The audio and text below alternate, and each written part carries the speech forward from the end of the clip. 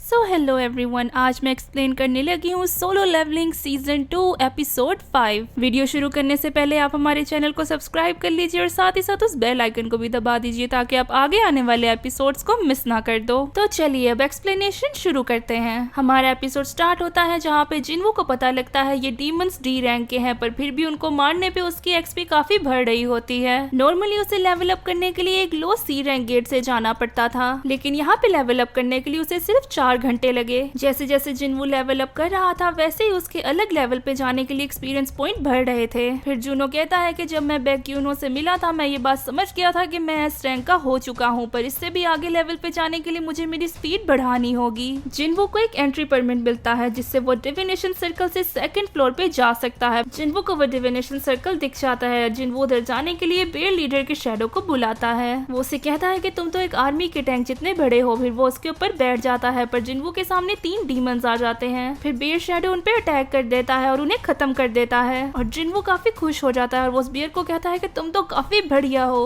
अब से मैं तुम्हें टैंक करके बुलाऊंगा। और फिर वो उसे उस मैजिक सर्कल की तरफ भागने को कहता है। फिर उसके बाद हमें United states bureau of hunters की तरफ लेकर जाया जाता है जहाँ पे उन्होंने उस डंजन वाले ह्यूमन को पकड़ के रखा होता है। उनका डेप्यूटी डायरेक्टर उनसे पूछता है कि तुमने आइडेंटिफाई किया कि ये कौन है। एक मेंबर उन्हें कहता है कि वो कह रहा है कि वो एक साउथ कोरियन हंटर है। डायरेक्टर कहने लगते हैं कि प्लेनेट के दूसरी साइड पे एक कोरियन हंटर कैसे आया। मेंबर कहता है कि ये डेंजन बंद होने की वजह से 10 साल डेंजन के अंदर ही फंसा रहा और जब उसको होश आया उसने खुद को ऐसी हालत में पाया। ये केस थोड़ा अजीब है, एक इंसान हमें डेंजन के अंदर मिला और उसने पूरी ए रैंक स्ट्राइक को भी हिला दिया। डायरेक्टर कहता है कि तुम्हें बस यही जानकारी मिली है, उससे और ज्यादा सवाल पूछो। वो मेंबर कहता है कि हमें लगता है ये एक बीस्ट है जिसके पास ह्यूमन की मेमोरीज हैं, हमें इसमें एस रैंक की हेल्प लेनी होगी वरना पूरा वॉशिंगटन खतरे में आ सकता है। स्कैवेंजर गिल्ड से बात करने के बाद हमें पता लगा है कि एक एस रैंक हंटर है जो कि कोरियन में बात कर सकता है। डायरेक्टर बोलते हैं स्कैवेंजर गिल्ड का मेन हंटर मिस्टर हुआन, क्या वो आ रहे हैं। मेंबर कहता है उन्होंने अभी अपना एक छोटा सा काम कोरिया में खत्म किया है, वो वापस आ रहे हैं और वो कल सुबह इससे मिलेंगे। उसके बाद हमें डोंगसो को दिखाया जाता है जो कि एयरपोर्ट पे होता है और वो कहता है कि मैं उस जिन्वू को अपने हाथों से मारना चाहता था पर वो रेड गेट के अंदर ही फंस गया। उसके बाद डायरेक्टर उससे पूछते हैं कि तुमने इसका नाम क्या बताया था। मेंबर कहता है इसका नाम थोड़ा प्रोनाउंस करने में मुश्किल है पर उसका नाम संग हिल वान है। उसके बाद हमें जिन्वू को दिखाया जाता है जिससे पता लगता है डीमन कैसल का हर एक फ्लोर अलग अलग दुनिया से सेपरेट है। उसे हर एक फ्लोर पे किसी न किसी बीस्ट के पास एंट्री परमिट मिल रहा है। फिर उसके बाद पता चलता है कि जिन्वू 27th फ्लोर पे है। वो कहता है कि मुझे जल्द से जल्द हर फ्लोर को क्लियर करना होगा। जिन्वू की डोमिनेटर टच स्किल भी काफी लेवल अप हो जाती है और अभी तक उसने 2116 डीमंस की सोल को कलेक्ट किया है। जिन्वू को इन डीमन बीस्ट की डिफिकल्टी लेवल के बारे में भी समझ आ जाता है। वो कहता है कि हाई रैंक के डीमंस काफी ज्यादा स्ट्रॉन्ग है, जैसे कि एस रैंक के हंटर्स ए रैंक हंटर्स से ज्यादा स्ट्रॉन्ग होते हैं। पर जिन्वू कहता है कि प्रॉब्लम यह है कि मेरे पास टाइम नहीं है, अगर इसके सच में 100 फ्लोर्स है तो एक वीक में इसको खत्म करना इम्पॉसिबल है। जिन्वू काफी ज्यादा फ्लोर्स को कंप्लीट करता है और फिर वो 50th फ्लोर पे पहुंच जाता है जिधर उसे ruler of lower floors Avarius Vulcan मिलता है और उसके 3 गार्डियंस भी। जिन्वू कहता है अब इस मुसीबत से तो मैं ही निपटूंगा। वो गार्ड से काफी बड़ा एक्सप्लोजन करते हैं। जिन्वू आयरन और इग्रेस को बोलता है कि बाकी सबसे डील करे। वुल्कन के गार्डियन जिन्वू पे हमला करने के लिए आ रहे होते हैं पर जिन्वू वहाँ से गायब हो जाता है। आयरन और इग्रेस उन्हें काट डालते हैं। जिन्वू कहता है बेशक गार्ड्स हाई रैंक के डीमंस हैं पर मेरे शैडो भी मेरे साथ लेवल अप हो रहे हैं, वो मेरे इंटेलिजेंस स्टैट से स्ट्रॉन्ग हो रहे हैं, साथ ही मैं और भी ज्यादा सोल्जर्स को प्रिजर्व कर सकता हूँ। जब से मैंने अपने इंटेलिजेंस स्टैट्स को बढ़ाया है मेरे पास इतना माना है कि मैं अपने सोल्जर्स को रिकवर भी कर सकता हूँ। पर वो मोटा अपनी जगह से नहीं हिल रहा, मैंने जितना सोचा था उससे ज्यादा इजी है। पर वो तभी एक बहुत लंबी जंप निकाल के जिन्वू के पास आ जाता है। वो एक बड़ी लकड़ी से जिन्वू के शैडोज पे हमला कर देता है। जिन्वू उसे देख के हद से ज्यादा शॉक्ड हो जाता है और वो जिन्वू के शैडोज पे हमला करता रहता है। जिन्वू पहले लोअर फ्लोर के रूलर के ऊपर अटैक करता है और उसे खत्म कर देता है। उसके बाद हम देखते हैं कि बॉस अपनी रेंज को एक्टिवेट करता है, इससे उस बॉस के स्टैट्स 50% से बढ़ जाते हैं। जिन्वू कहता है ये तो वही स्किल है जो किर्बिरोस ने यूज की थी, इस बॉस की स्पीड तो और भी ज्यादा तेज हो गई है। जिन्वू को उसका डायरेक्ट हिट लगने वाला था पर जिन्वू भी उस वक्त उस अटैक को डॉज नहीं कर सकता था। वो जोर से आयरन को आवाज देता है और आयरन अपनी शील्ड जिन्वू की तरफ फेंकता है और जिन्वू उससे वो अटैक ब्लॉक कर देता है। जिन्वू कहता है कि अभी मैं अपनी स्ट्रेंथ की वजह से इसके सामने टिका हुआ हूँ पर मुझे अगला अटैक करने के लिए सही टाइम का वेट करना होगा। मैं उस पर तब अटैक करूंगा जब वो अपना अटैक तैयार कर रहा होगा और तभी जिन्वू उस पर अटैक कर देता है। वो बॉस जिनवू के अटैक को समझ जाता है, तभी जिनवू जल्दी से उससे दूर जाता है और वो हवा में होता है। जिनवू कहता है कि हवा में वो उसका अटैक डॉज नहीं कर सकता, अगर किसी तरीके से मैं अपनी बॉडी को मूव कर पाता तो कुछ हो पाता।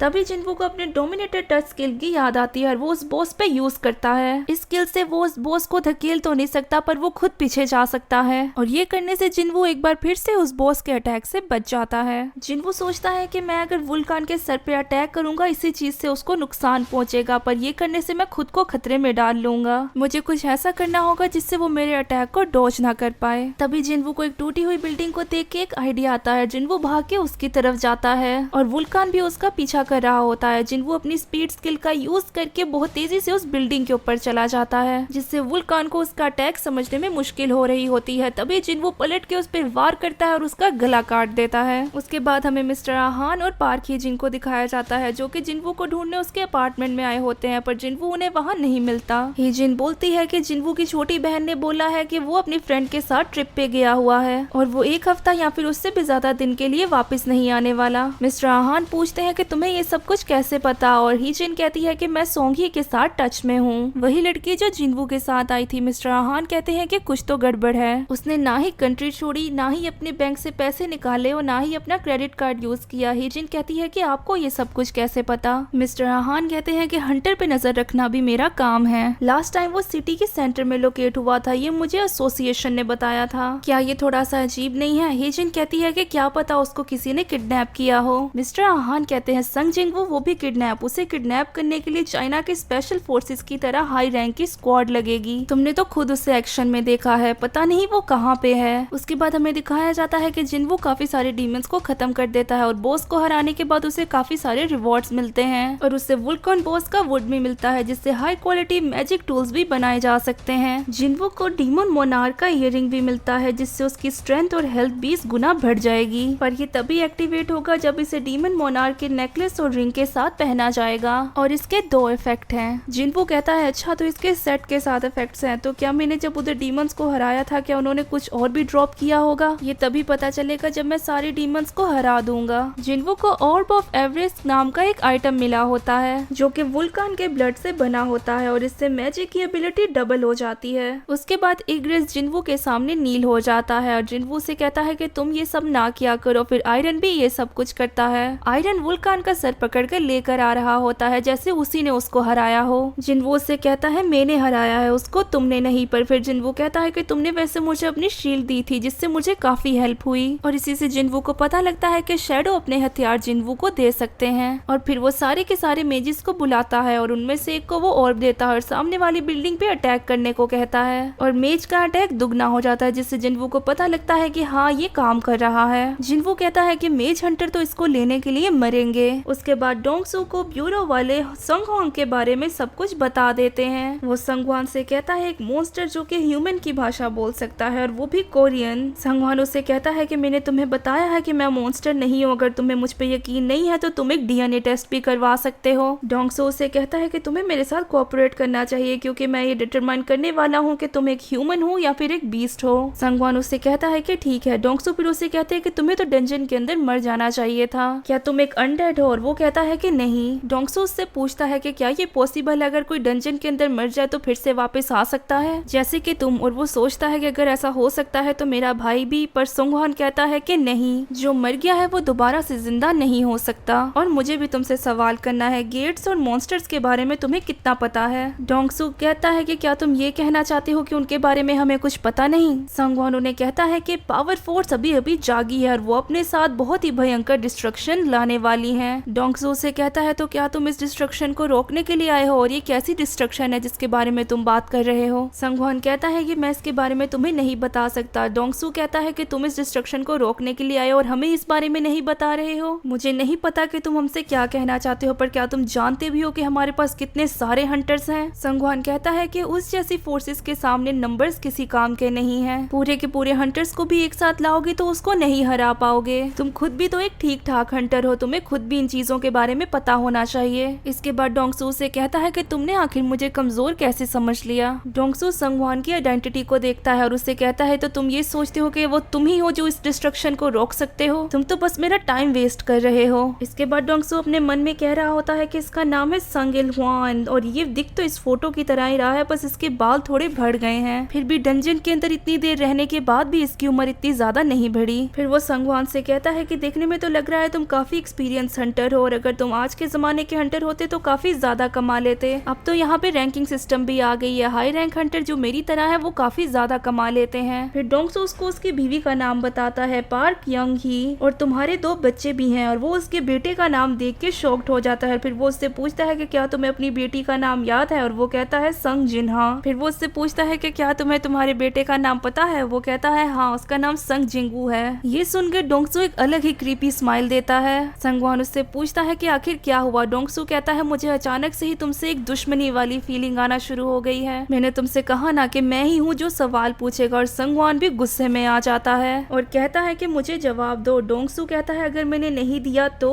संगवान कहता है तो फिर मुझे तुम्हें फोर्स करना पड़ेगा। डोंगसू कहता है कि तुम एक एरोगेंट इंसान हो, है ना, देखा जाए तो गॉड की तरफ से मुझे ये सेकंड चांस मिला है। और वो बटन दबाकर बोलता है डेप्यूटी डायरेक्टर ये एक मॉन्स्टर है और ये यहाँ पे अटैक करने वाला है, तो जल्द से जल्द इस इलाके को खाली करवा दो। आगे डोंगसू संगवान से कहता है कि मैं अभी कोरिया से आया हूँ और मुझे पता है कि तुम्हारे बेटे के साथ क्या हुआ है, वो मर चुका है। और ये सुन के संगवान काफी ज्यादा शॉक्ड हो जाता है। फिर डोंगसू से बोलता है अब लगता है तुम उससे आगे जाके हेवन में ही मिलोगे, और फिर हमें जिनवू को दिखाया जाता है और उसके सामने काफी सारे डीमंस आ जाते हैं। वो आयरन और ईग्रिस को बुलाता है और कहता है कि मेरे सामने का रास्ता क्लियर करो। आयरन और ईग्रिस और बाकी सब शैडोज लड़ना शुरू हो जाते हैं और जिनवू भी काफी सारे मॉन्स्टर्स को हरा रहा होता है। और यहीं पे हमारा एपिसोड खत्म हो जाता है। गाइस आपको एपिसोड कैसा लगा मुझे कमेंट सेक्शन में जरूर बताइएगा, और अगर आपको ये वीडियो अच्छी लगी हुई तो इस वीडियो को लाइक करना और हमारे चैनल को सब्सक्राइब करना और साथ ही साथ उस बेल आइकन को भी दबा देना। तो मिलते हैं एक और नई वीडियो में, तब तक के लिए बाय चिट चैटर्स।